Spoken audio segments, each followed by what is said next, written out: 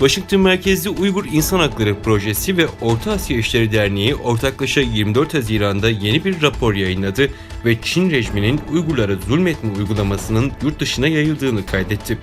Rapor, 1997'den 2021'e kadar 28 ülkede 1546 Uygur'un tutuklanması ve Çin'e sınır dışı edilmesini kapsıyor. Rapor, Çin'in Uygurlara karşı insan hakları ihlallerinin küresel olarak nasıl başladığını ve Orta ve Güney Asya'dan Avrupa, Orta Doğu ve Güneydoğu Asya'ya nasıl hızla yayıldığını belirtiyor. Voice of America, Radio Liberty'nin raporu Çin'in Uygurlar üzerindeki baskılarının en kapsamlı ifadesi olarak nitelendirildiğini bildirdi.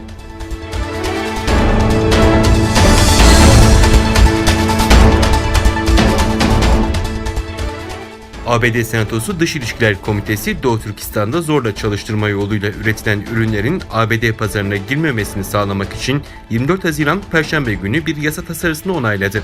Her iki tarafın milletvekilleri ABD şirketlerinin ve tüketicilerinin insan hakları ihlallerinde suç ortağı olmasını önlemek için tasarının mümkün olan en kısa sürede geçmesine dair umutlarını dile getirdiler.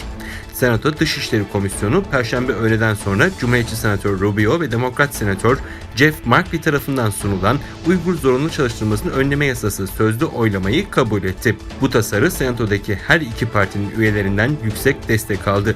Sponsora ek olarak 51 üye birlikte imza attı.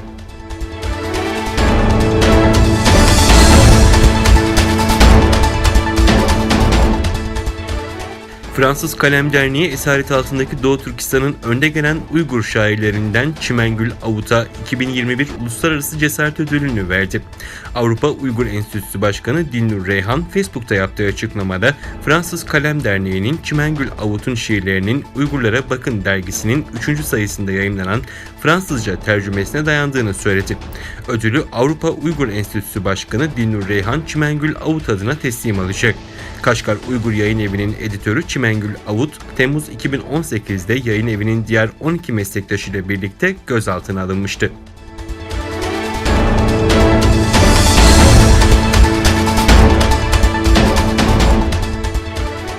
Çin'in Hong Kong özel idari bölgesinde yayın yapan muhalif Apple Daily gazetesi editörü yayın hayatına son verdiklerini açıkladı.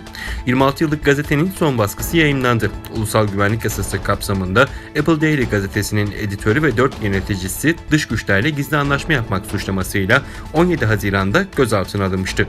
Gazeteyle bağlantılı 3 şirketin 2,3 milyon dolar değerindeki mal varlığı dondurulmuştu. Gözaltına alınan gazete yetkililerinin kefaletle serbest bırakılma talebi 19 Haziran'da çıktıkları mahkemede reddedilmişti. Apple Daily gazetesinin kurucusu Jimmy Lai'nin gözaltında olduğu bildirildi.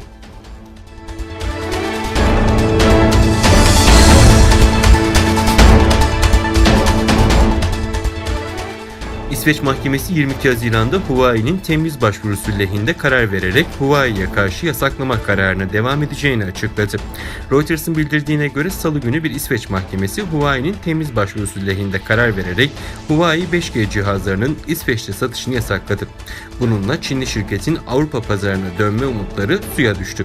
İsveç İstihbarat ve Güvenlik Ajansı'nın geçen yıl Ekim ayında Huawei ile ilgili bazı şüpheleri olduğunu dile getirmesinin ardından İsveç Posta Servisi Huawei 5G cihazlarının İsveç'te satışını yasaklamıştı ve Huawei İsveç'in bu kararına itiraz etmişti.